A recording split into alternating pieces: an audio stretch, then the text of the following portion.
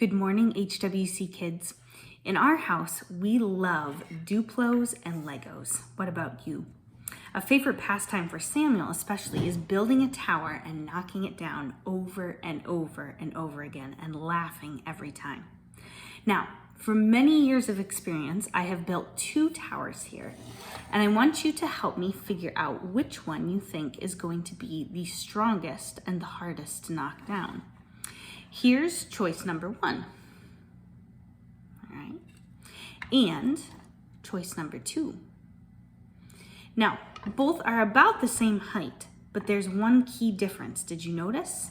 The base of them. The base is different. The one has many more blocks on it than the other one does. So now that you've seen both, which do you think is going to be stronger? Let's see. Yikes.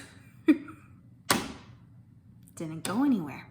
So the one with the big base was the strongest one, wasn't it? It had more support. Well, in this week's Kids Connect lesson about Esther, we learn about a time when Esther needed support. If you remember, the bad guy in Haman was out to get her people, the Jews. Her uncle Mordecai had just asked her to go to the king and to ask him to save their people.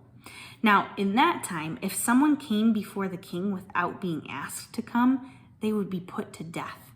So needless to say, Esther was feeling a little bit nervous. So what did she do? Well, in Esther 3:15 and 16, it says, "Then Esther sent this reply to Mordecai. Go gather together all the Jews who are in Susa and fast for me. Do not eat or drink for 3 days, night or day. I and my attendants will fast as you do.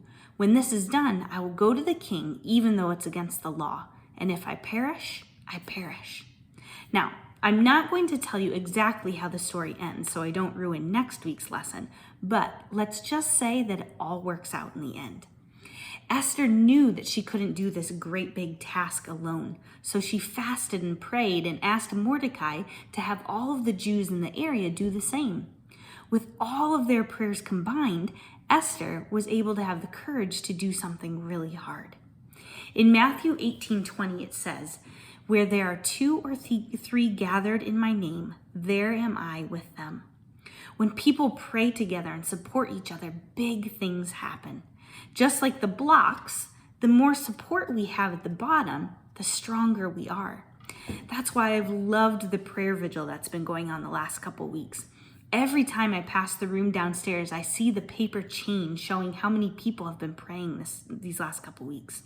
It's so encouraging to see the chain get longer and longer and longer as our strong supports or prayers keep growing and growing. So my prayer for you this week is that you would know that you have a strong base in God and in this church. There are so many here, including me, that pray for you. And that you would be a support for those around you by praying with them and for them. Have a great day.